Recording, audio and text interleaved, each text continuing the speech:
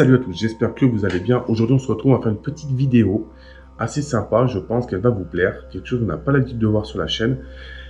Alors, en gros, il y a un an en arrière, j'ai acheté à Nîmes des œufs. Des œufs de phasme, sans espoir que ça éclose. Voilà, je me suis dit, ouais, ils disent ça va éclore. Voilà, j'ai rencontré donc Mantis Passion, qui est un très bon éleveur. J'irai faire une vidéo chez eux si je peux. Et donc, en fait, j'ai mis ces œufs à éclore. Je m'en suis pas occupé. Un jour, je vois une petite phasme. Mais alors, de tête, ça devait faire 1 cm sur le couvercle. Et en fait, cette petite phasme, je l'ai pris et je l'ai mis donc dans une petite boîte en plastique avec une moustiquaire dessus. Et j'ai commencé à lui mettre du rosier, lui mettre de la ronce. Voilà. Et petit à petit, elle a grandi. Alors, j'ai beaucoup de naissances qui sont morts. Et celui-ci a grandi. Alors, si je dis pas de bêtises, c'était le deuxième qui est né. Les autres ont tous claqué. Et donc là, je vous prête cette présentation de phasme. Alors, le nom, je ne l'ai pas retenu, je vais vous le donner. Donc, le nom, c'est Archaeopetra manga. Donc, c'est une phasme de Madagascar. Donc, je vous laisserai aller voir. Je vous mettrai en description le nom du site où je l'ai acheté, donc Mantis Passion. Et je vous mettrai la fiche description que vous pouvez trouver sur le site de cette espèce que je vous conseille vraiment d'avoir. Donc c'est ce qu'on appelle un phasme bleu de Madagascar. Moi je l'ai trouvé magnifique. Elle a fait son changement autogénique il y a à peu près 4 jours. C'est magnifique. Vraiment, je l'ai vu comme ça pendant la bourse. Et je me suis dit, waouh, avant qu'elle soit comme ça. Et en fait, j'avais peur qu'elle soit pas comme ça. Donc j'espère que ça va vous plaire. Je la laisse monter. Voilà, vous allez voir. Magnifique, hein. Je ne sais pas si vous la voyez. Donc, je fais attention. Fais attention qu'elle ne tombe pas. Je vais la remettre dans sa boîte et on va se retrouver juste après pour une petite présentation et une petite description. Alors, elle n'est pas contente, comme vous pouvez voir. Enfin, il n'est pas content parce que c'est un mâle. Elle est magnifique, elle est montée sur la GoPro. Alors, donc on se retrouve, on va parler un petit peu de cette phasme. Donc, le nom savant de ce phasme. Donc, le nom savant, c'est Archaeopetra manga. C'est un phasme bleu de Madagascar. Donc, c'est un spécimen mâle que nous avons là. Alors là, moi, je vous fais un petit peu la description de la personne à qui j'ai acheté les œufs. Donc, au niveau des couleurs, c'est très coloré. J'espère que ça rendra bien en caméra.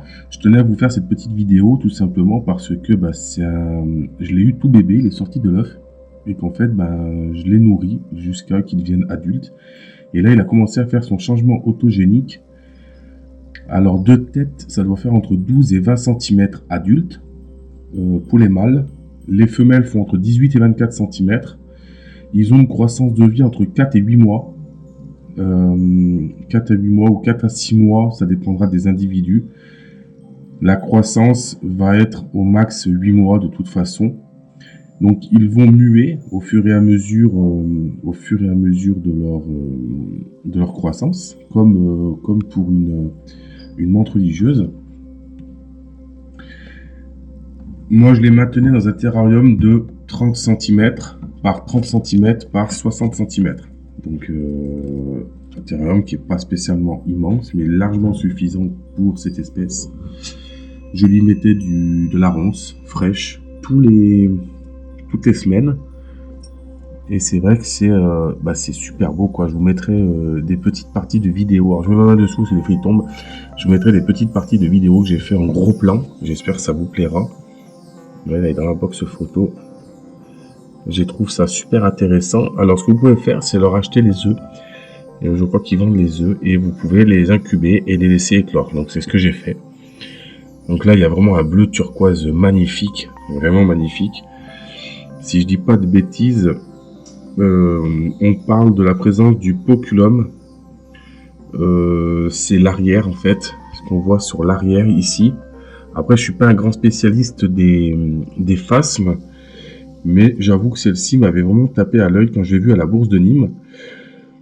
En général, moi, je fais pas trop attention à l'hydrométrie jour-nuit, ni à la température. Je tourne à une moyenne de 20 à 22 degrés pour une hydrométrie de à peu près 50 à 65%. Donc, c'est pas trop mal. On peut les maintenir dans un 45 au carré, c'est bien, plus c'est grand mieux c'est de toute façon. Au niveau du substrat, j'utilise du sopalin principalement, tout simplement parce que je trouve que le sopalin, ça reste un substrat nickel et que ça se change assez rapidement. Au niveau de la nourriture, vous pouvez partir sur de la ronce, bien entendu. Vous pouvez partir sur du framboisier, sur de l'églantier, des rosiers. Voilà, toutes ces choses-là. Après, je sais qu'il y a d'autres choses qu'on peut leur donner. Moi, pour la part, je l'ai pas fait, mais je sais qu'on peut leur donner pas mal de choses. C'est une espèce qui est pas du tout agressive, qui est assez calme. Et je trouve qu'il est assez facile à l'élevage. Donc, je pense que j'en reprendrai. Alors, j'ai eu 14 bébés qui sont nés. Et à chaque fois, je pense que ça devait se battre. J'ai que celui-ci qui est resté. J'aurais bien aimé avoir une femelle. La prochaine fois, je pense que j'essaie de garder une femelle. Et je prendrai dans des boîtes ou dans des petits terrariums en Chine, là, en plexi, pour pouvoir les faire grandir et sélectionner la femelle et le mâle. En moyenne, on retrouve quand même 50 à 80% de pertes à la naissance. Voilà, c'est long à garder en vie. Si je dis pas de bêtises, donc au niveau de la reproduction, la maturité sexuelle est d'environ une vingtaine de jours. Là, je vous parle vraiment de choses que j'ai de tête. Après, j'ai pas préparé de choses à l'avance. Je me suis un minimum renseigné quand même. Quantité des œufs, je crois de tête, ça doit être d'entre 100 et 200 œufs. À peu près, mais je crois que c'est peut-être plus, mais je vais pas dire de bêtises. L'incubation, elle se fait dans une boîte. Moi, je l'ai fait dans une boîte de guidon. J'ai mis de la tourbe, j'ai mis les œufs dans un petit capuchon de lait et j'ai humidifié ma tourbe. Fermée, ça l'a fait l'incubateur. Entre 3 et 5 mois, c'est vrai qu'il y a des œufs qui sont sortis au début, d'autres qui sont sortis plus tard. Voilà, donc je vous mettrai le lien dans la description de la personne qui les élève, qui en reproduit. Ils font pas que ça, ils font pas mal de choses. C'est un très bon éleveur. C'est quelqu'un qui est très méticuleux dans son élevage. Je devrais peut-être aller faire une vidéo chez lui. Voilà, ça serait intéressant. Et la couleur vraiment magnifique. C'est vraiment... Et puis les deux petites ailes. Voilà, donc là, c'est le bruit qu'il fait. Alors je pense que c'est quand il s'énerve. Il tape les ailes en fait. Alors, je vais essayer de l'attraper. Je ne veux pas le blesser. Voilà. Donc là, il est sur ma main. J'espère que vous voyez bien les couleurs. C'est vraiment pas facile à filmer. C'est pas facile à filmer tout seul. Il est grave en plus. Il se pend. Voilà. C'est impressionnant comme ça. C'est vraiment sympa, j'adore. Franchement, je suis vraiment...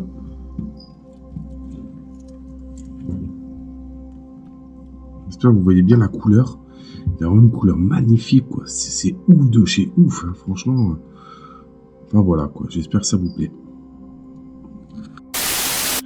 Bon les amis, j'espère que cette vidéo vous aura plu. J'ai pris vraiment beaucoup de plaisir à la tourner. J'ai fait ça rapidement, je parle pas trop fort parce que j'ai le petit qui dort à côté. Que c'est pas simple de tourner des vidéos dans cette configuration là, on va dire. En tout cas, c'est une espèce que je vous conseille d'avoir au moins une fois, comme avoir une petite colonie de fourmis.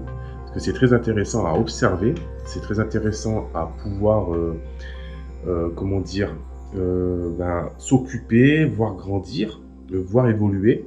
J'avoue que cette face, au départ, je me suis dit, rester marron, elle était toute fade. J'essaierai de vous mettre des photos si j'en retrouve, parce que j'en ai fait plein. Mais voilà, c'est compliqué, j'ai beaucoup de photos. En tout cas, je vous conseille vraiment cette espèce. N'hésitez pas à les contacter. Donc, Mantis Passion, ils sont sur Lyon, je crois, de mémoire. Je vous mettrai le lien en commentaire de leur Instagram. N'hésitez pas à les contacter. Et ils ont vraiment des choses super sympas. Voilà, j'espère que ça vous aura plu et je vous dis à la prochaine. Ciao, ciao!